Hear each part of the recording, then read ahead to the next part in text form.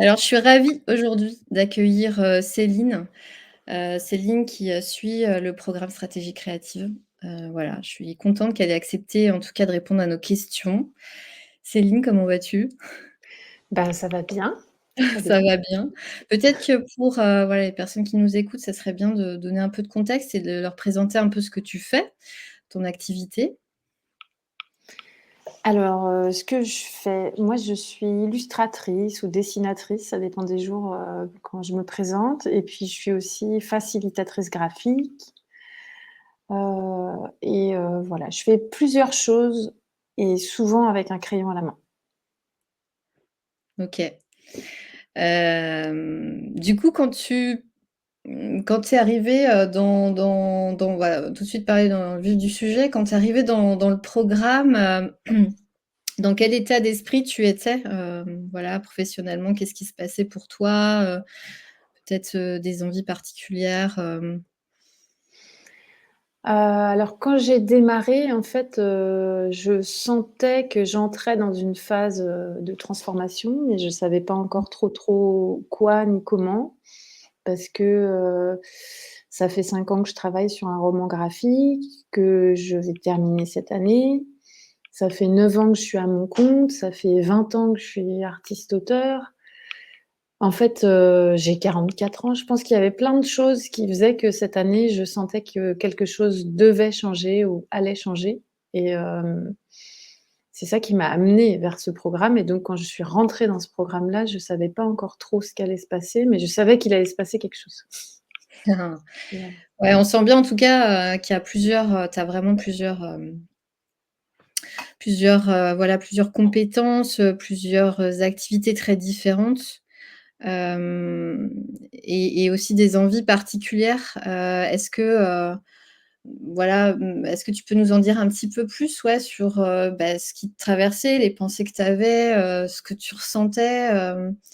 Est-ce que, il y avait quelque chose de particulier, quoi? Si tu as fait appel à nous, c'est qu'il y avait quelque chose, ouais, qui peut-être qui allait pas. Tu disais: «Putain, ça je voudrais bien changer ça» et c'était quoi ce Mmh. ça? Bah, en fait, je pense que, dans toute, carrière artistique ou pratique artistique ou métier créatif, il y a un moment où on peut s'ennuyer et je pense que, ça commençait à arriver. Alors, comme j'ai déjà vécu ça dans une vie professionnelle antérieure, je l'ai vu arriver, donc c'est bien, je me suis pas encore, pris le mur.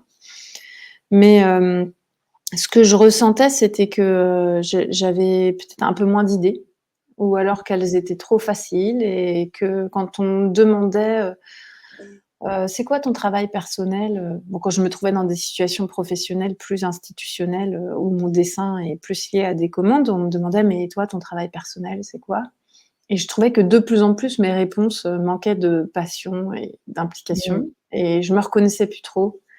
Donc je pense qu'il y avait un peu un creux de vague, à ce moment-là, quoi. Ouais, ouais, ouais. OK. OK et alors du coup, tu es tombée, voilà, sur nous, comment tu nous as découvert d'ailleurs? Alors, c'est pas mal parce que c'est vraiment un enchaînement de rencontres.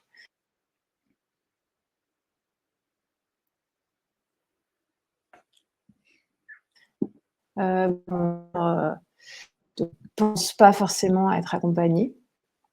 Attends, tu peux recommencer parce que j'ai Il y a un l'impression petit qu'il y a eu un bug. petit bug. Excuse-moi, ouais, c'est pas Ouais, il grave. y a un petit bug parce qu'en fait mon téléphone sonne et quand mon téléphone sonne alors attends, Ah, je reprends. Alors, faut que tu me relances. ouais, qu'est-ce que tu voilà, comment tu nous as découvert? Comment Oui. tu nous as découvert?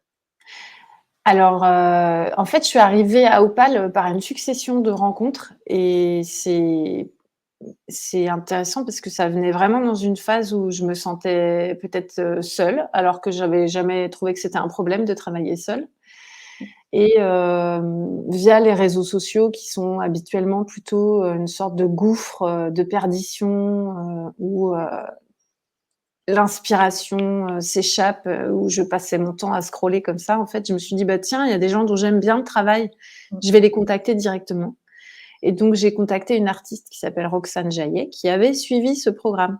Mais en fait, je l'ai contactée, parce qu'un jour, elle a raconté ses recherches et c'est rare les artistes qui acceptent, de dire ils ou elles sont en doute et donc elle a parlé de ça, je l'ai contactée, elle m'a raconté ce qu'elle faisait avec Opal et après je me suis dit: «Ah bah tiens, je vais voir, je vais prendre un rendez-vous», Et alors, qu'est-ce que tu t'es dit quand tu nous as découverts? et bah, je me suis dit: «Waouh, elles ont l'air super». Parce que je pense qu'il y a enfin, pour moi, ça joue beaucoup. Il y a un effet générationnel, il y a un effet aussi, d'expérience, où, il y a on est dans une phase de vie, Mmh. un peu similaire où je trouve qu'il y a de l'expérience et en même temps, il y a encore de la fraîcheur et encore l'envie d'innover et de transformer les choses. Donc ça m'a beaucoup plu. Il y avait une énergie directement, où je me suis dit: «Ah tiens, je vais être bien là». Mmh. Voilà. Et qu'est-ce qui a fait pencher, la balance là où tu t'es voilà, enfin, je sais pas ce qui a fait pencher la balance. Qu'est-ce que tu t'es dit: «Ouais, non, mais là, c'est bon, je signe, j'y vais. Je sais qu'elles pourront vraiment m'aider». Bah, en fait, pour moi, ce qui a été pas mal déclencheur, c'est que vous êtes 2. Donc il y Ouais. a, 2 regards. Donc déjà avoir un regard extérieur, c'est précieux, mais alors en avoir 2, c'est vraiment génial parce que, ça permet, de développer les choses et puis, de rentrer vraiment dans une conversation aussi, qui est pas forcément, ouais, trop fermée, je sais pas. Mmh. Et puis, le fait que ça soit en groupe aussi, parce qu'il y a d'autres personnes.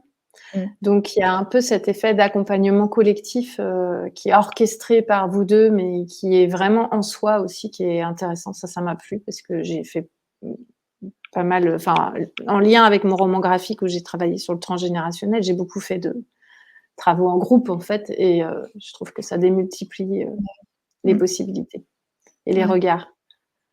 Et qu'est-ce que tu as pensé, ouais, de ce groupe justement? Qu'est-ce que tu peux en dire là? Parce que peut-être il y a des personnes, tu vois, qui disent: «Oh là là, travailler en groupe et tout pour du process créa, ça va être dur, moi j'aime pas trop le monde, j'aime pas trop qu'on dise des trucs comme ça sur mon travail», tu vois? Oui, c'est vrai qu'on a tendance à vouloir toujours être dans notre petite grotte et n'en sortir que quand on pense que tout est prêt. Mmh. Alors qu'en fait, ben, l'expérience montre que c'est l'inverse et je trouve que le travail en groupe, il est très respectueux du cheminement individuel de chacune puisque, bah, concrètement, on passe les unes après les autres, c'est en visio, donc on a aussi la possibilité de se retrancher un peu quand on se sent, Mmh.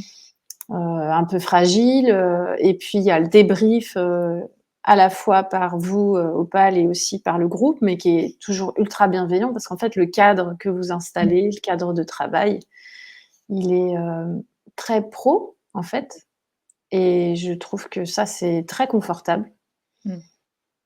Et en plus, je rajouterais que, on pourrait avoir tendance à penser qu'un accompagnement artistique et créatif, puisqu'on a plein de représentations sur ces milieux-là, va être, très éthéré, beaucoup trop, sensoriel, et cetera puisque, c'est comme ça qu'on nous définit les artistes. Mais en fait, il y a aussi toute une approche, très pragmatique et très concrète parce qu'on en vit et qu'on veut en vivre et qu'on veut continuer d'en vivre longtemps. Donc, ça, je trouve que le fait que ça soit collectif, qu'on se le dise ensemble, q il y a comme une dimension de prise au sérieux de notre travail, en fait. C'est un travail c'est évidemment une passion, mais c'est un travail. Ouais. Ouais, ouais, c'est ce que, en tout cas, on se dit avec, Guénel, c'est-à-dire que pour nous, l'aspect aussi, plus business est quand même, aussi important que le processus de création, que la création.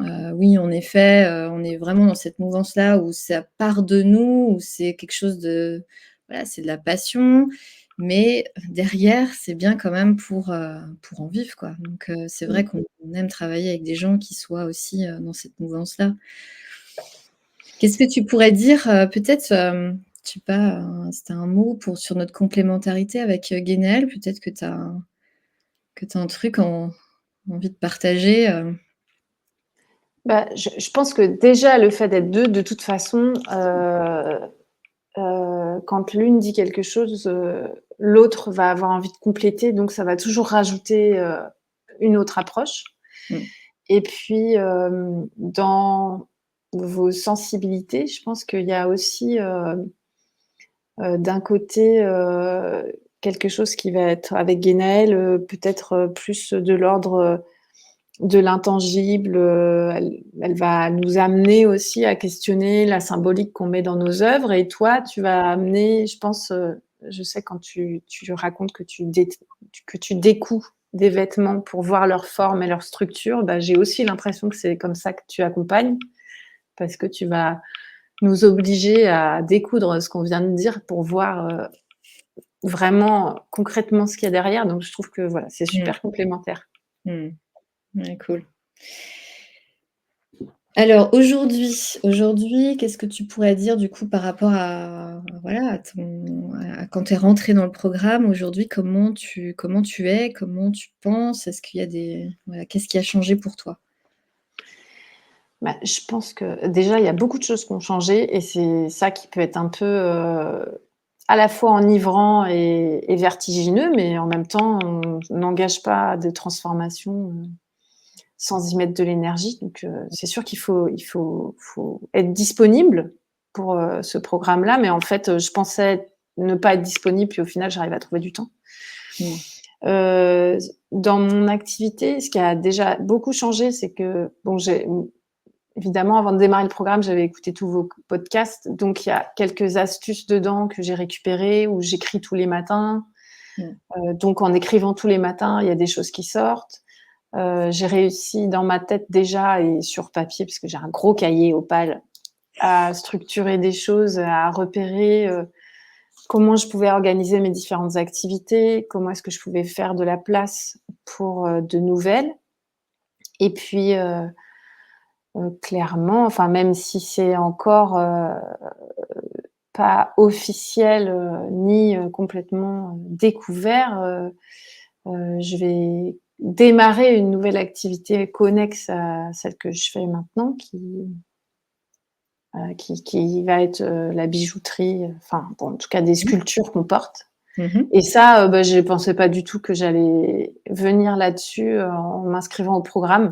C'est quelque Mmh. chose que j'avais un peu laissé tomber avec beaucoup, beaucoup de regrets et en fait, c'est revenu, comme une évidence donc en fait, déjà la progression, en 2 mois, c'est même pas 2 mois, hein, Ouais. elle est quand même assez fulgurante, on va Ouais. dire.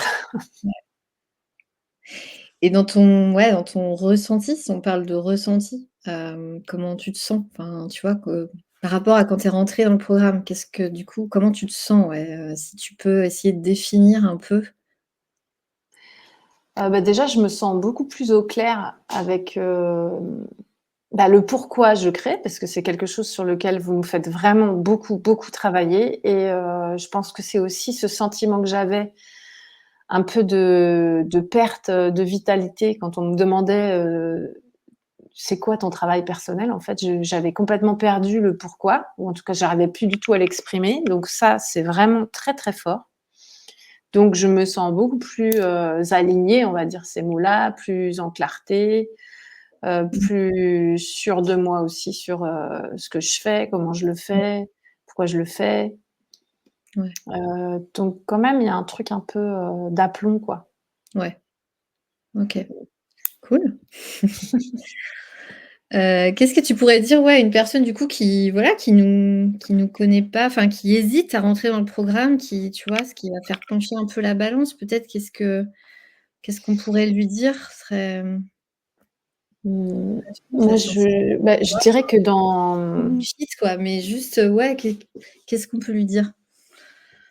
en fait, dans nos vies, si on veut, pouvoir profiter de chaque moment, de chaque chose qu'on fait, de chaque chose qu'on produit et donc de toutes nos facettes de création, il faut se mettre en mouvement parfois et donc se confronter quand même au regard des autres, de manière, sérieuse et constructive, quoi. Enfin pas, évidemment notre travail, c'est de montrer nos œuvres, mais je pense que là, c'est vraiment pour reprendre la métaphore que tu utilises, il faut accepter de découdre un peu ce qu'on Mmh. fait, le mettre à plat, regarder et rebâtir quelque chose de nouveau, quand même assez régulièrement dans nos vies parce que, bah, l'art et l'artisanat, il est fait de mouvements donc si nous-mêmes on n'est pas dans ces logiques-là, il y a un moment donné, on va s'ennuyer, ce qu'on va produire plaira plus, Mmh. on va se retrouver dans des cercles un peu, Mmh. de répétition et donc quelqu'un qui arrive à un stade de sa carrière artistique, soit au début, soit au milieu et qui, commence à se poser trop de questions sur, «Qu'est-ce que je vais devenir? Qu'est-ce que je fais?» Il faut vraiment, prendre ça au sérieux parce que sinon ça peut s'arrêter, en fait Ouais, et ouais, donc clairement. voilà, je pense que c'est pour toutes ces raisons-là qu'il faut, être accompagné et que, je recommande l'accompagnement d'Opale. Mmh. Bah, merci Céline, c'est super cool de ta part, De en tout rien. cas. Allez, à bientôt. À bientôt.